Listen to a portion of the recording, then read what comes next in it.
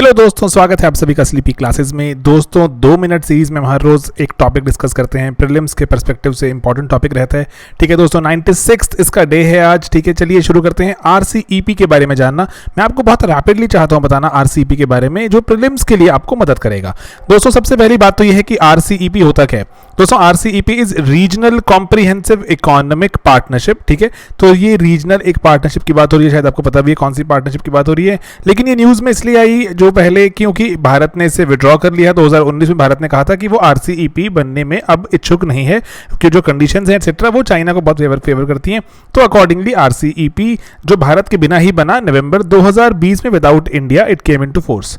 Okay, तो दोस्तों signatories कौन से हैं, बहुत ज्यादा इंपॉर्टेंट है आरसीईपी हमारे जो यूपीएससी एग्जाम के लिए। पहली बात तो है जो एशियान कंट्रीज हैं 10, वो सबसे पहले जो थी, उसके बाद और कंट्रीज आती गई, एशियान +3 आ गई। ठीक है, एंड जन 3 के बाद और 3 ने भी ऐड होने की बात करी, तो अकॉर्डिंगली एशियान +3 16 कंट्रीज थी, भारत ने मना कर दिया, तो अब ये 15 कंट्रीज रह गई हैं। एशियान कंट्रीज दोस्तों आपको कंप्लीटली पता होनी चाहिए कौन सी हैं। Singapore, Thailand, Vietnam, Cambodia, Indonesia, Malaysia, Brunei, लाओ, ठीक है, म्यांमार एंड फिलीपींस। आप ना यहाँ पर जो चेक कीजिए कि फॉर एग्जांपल जैसे यहाँ पर अगर आगे यहाँ पर हाथ रखकर, ठीक है, एंड देन जो नोट्स में यहाँ पे हाथ रख के चेक कीजिए, अच्छा कि कौन सी कंट्री आपको लगता है इसमें है या नहीं है। 10 कंट्रीज रिकॉल करने की ट्राई कीजिए। अच्छा देखिए फिलीपींस है कि नहीं है, ऑलरेडी सर फिलीपींस तो है। ठीक है, एंड देन जैसे ना ग्रेजुअली ऐसे जो छोटी छोटी कंट्रीज, और कंबोडिया है कि नहीं है, तो अकॉर्डिंगली ट्राई कीजिए। देन दोस्तों 5 की पार्टनर्स भी हैं इसमें। ठीक है, चाइना भी है, जापान, साउथ कोरिया एशिया से, ऑस्ट्रेलिया, न्यूजीलैंड, भारत भी होता है, तो 4 एशिया से और जो हमारे हो जाते। ठीक है, तो 5 पार्टनर्स हैं अकॉर्डिंगली। ओके, तो मेन एम क्या था दोस्तों? मेन एम तो यही था कि सभी कंट्रीज इकट्ठी होना चाहती हैं ताकि ट्रेड अच्छा हो जाए, तो टैरिफ्स थोड़ा सा कम करने के लिए। एंड जो ट्रेड सर्विसेज में, सर्विसेज का मतलब क्या होता है कि अगर जो पर्टिकुलरली कुछ अगर आईटी से जुड़ी हुई चीज़ें हैं, उनके ना तो सिर्फ सॉफ्टवेयर एक्सेट्रा जाएं, इवन कि जो लोग भी आ जा सकें। ठीक है, जैसे कि आप इसको सर्च कर सकते हैं, मोड 4 की बात भी हो रही है कि लोग भी आ जा सकें, आराम से वहां जाके काम कर सकें। फॉर एग्जांपल अगर किसी ने अगर सिंगापुर में पढ़ाई की है, तो वो जाकर वहां जो इंडोनेशिया में जाकर भी सिमिलर इक्विवेलेंट जो डिग्री मानी जाएगी, एंड वहां जाके रह सकता है, आराम से काम कर सकता है। ठीक है, जैसे ईयू में हुआ करता था, अभी भी जैसे होता है। ठीक है, एंड देन वहां पर इसलिए इन्वेस्टमेंट्स को प्रमोट करना, एक कंट्री दूसरे में इन्वेस्टमेंट कर सके, एंड देन अकॉर्डिंगली एक ऐसा स्ट्रॉन्ग एक रीजन जो बनाया जाए जहां पर इकोनॉमिक ग्रोथ हो। तो दोस्तों मैंने यहाँ पे एक ये जो विकिपीडिया से लेकर ही एक यहाँ पर आपके लिए एक और इंफोग्राफिक लगा दिया। जो रेस्ट ऑफ द वर्ल्ड की जो जीडीपी है वो 70% है। जो एशियान की जो अपनी आरसीईपी की जीडीपी मिलाएंगे तो approximately 30% of the entire world GDP यहाँ पे आ जाएगी। बहुत इंपॉर्टेंट रहते हैं फैक्ट्स। ठीक है, जो चाइना की अगर बात करें तो 16% दुनिया की जीडीपी है। बाकी कंट्रीज अगर आप देखें तो मिलाकर जो कितना बनेंगी, अप्रोक्सीमेटली देखें तो 14% के आसपास बनेगी। तो चाइना की जीडीपी रेस्ट ऑफ द जो हमारी बची हुई जितनी भी आरसीईपी की जीडीपी है उनसे ज्यादा है। ठीक है, तो ये ऐसे ऐसे फैक्ट्स पूछे जाते हैं कि क्या चाइना की GDP compared with the rest of the RCEP GDP ज्यादा है कि कम है, तो आपको पता होगा। ठीक है, अगर आपने से कुछ फैक्ट्स देखे होंगे। ओके, देन दोस्तों इंडिया ने विड्रॉ क्यों किया? इंडिया को लग रहा है कि ऑलरेडी चाइना के बहुत सारा सामान हमारे देश में आता है, आरसीईपी के रास्ते और उनके जो द्वार खुल जाएंगे, एंड अकॉर्डिंगली ट्रेड इम्बैलेंस पहले ही बहुत ज्यादा है। चाइना का इंपोर्ट जो इंडिया में ज्यादा है, चाइना को हम सामान कम बेचते हैं, उनसे ज्यादा मंगवाते हैं, तो अकॉर्डिंगली हम अभी इतने एडिक्वेटली प्रिपेयर्ड नहीं है कि हम आरसीईपी को टक्कर दे सकें। ठीक है दोस्तों, तो इसलिए चाइना ने विड्रॉ, जो इंडिया ने कहा कि अभी वो रेडी नहीं है। एंड देन कुछ इंपॉर्टेंट फैक्ट्स हैं आरसीईपी के जुड़े हुए। ये जो हमारे इतिहास का बिगेस्ट ट्रेड ब्लॉक है। ठीक है, जो इकट्ठी हुई 15 कंट्रीज, भारत हो जाता तो और बड़ा हो जाता। एंड देन इस जो आरसीईपी को 15 नवंबर 2020 में, जैसे आपसे पूछा जाता है कि कब साइन किया गया, तो ये वर्चुअल एक एशियान समिट थी, वर्चुअली थी क्योंकि कोविड के चलते कोई मीटिंग हुई नहीं।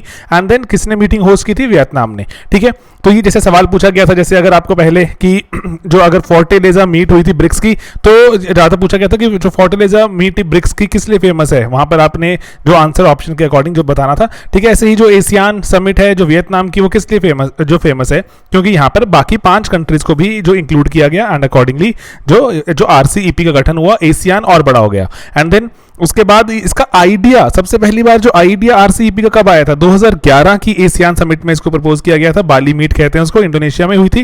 ठीक है दोस्तों, एंड देन एशियान कंट्रीज भी आप फटाफट से देख लीजिए। जो ओरिजिनल मेंबर जिन्होंने सबसे पहले शुरू किया था, म्यांमार, वियतनाम, लाओ, कंबोडिया, जो ओरिजिनल मेंबर्स है, एंड जो लेटर ऑन भी जिन्होंने ज्वाइन कर लिया।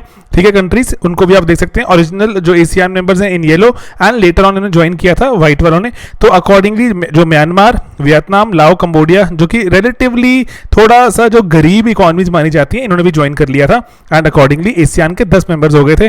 तो आप एशियान के इतिहास के बारे में भी जान सकते हैं, इंपॉर्टेंट रहता है। हमारे चैनल पे ऑलरेडी वीडियो अवेलेबल है, उसको देख सकते हैं। RCEP भी हमने थोड़ा जो ढंग से कवर कर लिया। एंड देन मैं आपको चाहता हूं कुछ आप काम, तो कुछ चीजें अपने आप से अपने एंड से देखें, ठीक है, बहुत जरूरी है। जब तक आप ये खुद इन चीजों में ड्वेल नहीं करेंगे, एग्जाम में क्वेश्चन क्रैक करना मुश्किल होता है दोस्तों। एशियान, सार्क, RCEP बहुत ज्यादा इंपॉर्टेंट है प्रीलिम्स के लिए। एंड देन आप ना क्या कीजिए, सबसे पहला काम, मैंने रिसेंटली ही अपने एक लेक्चर में बच्चों को मैंने पहले भी कहा था, ठीक है, कि कैपिटल्स अरेंज कीजिए, ठीक है, एशियान की एंड RCEP कंट्रीज की, ठीक है, कहां से, नॉर्थ से साउथ। जैसे मान लीजिए इक्वेटर चल रहा है, कितना इक्वेटर से ऊपर, जैसे अच्छा कोलंपुर यहां पर है, एंड देन उसके बाद होची मिन सिटी कहां पर है, एंड देन उसके बाद अगर आप देखें इवन की जो अगर आपको साउथ कोरिया की कैपिटल देखनी है कहां पर है, अकॉर्डिंगली आपको नॉर्थ से साउथ ये 15 कंट्रीज की कैपिटल पता होनी चाहिए कि कैसे लगेंगी। बाली है, बाली अगर देखें तो सदर्न हेमिस्फीयर में आता है, थोड़ा सा इक्वेटर के नीचे है, ठीक है। तो अकॉर्डिंग जकार्ता की बात करें, sorry not Bali, Jakarta capital है इंडोनेशिया की, नॉट बाली। तो अकॉर्डिंगली ये आपको पता होनी चाहिए कि कौन से नॉर्थ में है, कौन से साउथ में है। नॉर्थ से साउथ आपको अरेंज करने आ सकते हैं कैपिटल्स, ये UPSC पहले भी सवाल पूछ चुका है, ठीक है। देन GDPs कंपेयर करना, पॉपुलेशंस कंपेयर करना, ठीक है। लेट्स से कि अगर चाइना के ऐसे सवाल पूछने, जैसे मैंने आपको बताया भी कि क्या चाइना की GDP rest of the countries की GDP से ज्यादा है इस एक ग्रुप में, आप बोलेंगे यस सर, हमने अभी देखा ग्राफ में। चाइना की क्या पॉपुलेशन, हो सकता है आपको पॉपुलेशन ऐड करके देखना पड़े, ठीक है। ऐसे ऐसी चीजें अगर आप डेटा के साथ थोड़ा सा नहीं खेल रहे तो आप शायद 2 नंबर जो है ये वाले शायद नहीं कमा नहीं पाओगे, ठीक है। तो इसलिए चाइना की क्या आबादी बाकी कंट्रीज हैं जो 14 कंट्रीज हैं उनसे ज्यादा है, देखो भारत नहीं है ना अभी, तो अकॉर्डिंगली इक्वेशन एकदम से चेंज हो जाती है। तो आपको सोचना पड़ेगा, अगर भारत होता तो शायद हम नहीं सोचते। तो ये 14 कंट्रीज एक तरफ, चाइना एक तरफ, क्या चाइना की आबादी ज्यादा है या बाकी 14 कंट्रीज की। And then GDP and population compare कीजिए RCEP की और EU के साथ, ठीक है दोस्तों। तो ये कुछ चीजें अगर हम करेंगे तो शायद हम अच्छा अटेम्प्ट और बढ़ेंगे आगे, ठीक है। थोड़ा सा हम डिटेल में जा रहे हैं, कितनी कंट्रीज हैं एक्सेट्रा, है ना, ये तो हमसे पूछ ही सकते हैं एशियान में कौन सी हैं कौन सी नहीं। तो लेकिन थोड़ा एडवांस लेवल काम भी करें ताकि मुश्किल सवाल आए हमें वो भी आना चाहिए, ठीक है। That's one of the responsibilities of a teacher. तो इसलिए मैं आपको बता रहा हूँ जो पास्ट एक्सपीरियंस है ऐसा होता है, ओके, ठीक है दोस्तों। बाकी कोविड के चलते बाहर ज्यादा निकलने की जरूरत नहीं है, जो माहौल जो बहुत ही ज्यादा अभी संगीन चल रहा है, ठीक है। तो इसलिए स्टे सेफ एंड पढ़ाई करते रहो। पढ़ाई करना, I get it, absolutely get it, बहुत मुश्किल हो जाता है, ठीक है। इवन यहाँ जैसे लेक्चर बनाना भी हमें बहुत बार हमें लगता है कि कितना मुश्किल हो गया, घर पर रहना पड़ रहा है एंड बहुत जैसे कई बार इतनी सारी जो डिस्ट्रेसिंग न्यूज आ जाती हैं। तो इसीलिए जितना पॉसिबल हो अगर आपकी तबीयत ठीक नहीं है एक्सेट्रा, तो प्लीज डू नॉट स्ट्रेस, सब कुछ कवर हो सकता है लेटर ऑन, ठीक है। अभी तबीयत पे फोकस कीजिए एंड देन अगर तबीयत ठीक है तो थोड़ा पढ़ाई पे फोकस भी कीजिए एंड पढ़ाई पे फोकस करते रहेंगे तो अकॉर्डिंगली थोड़ा जितना काम करेंगे उतना जल्दी आप अपने आप को मेंटली फिट पाएंगे, ठीक है दोस्तों।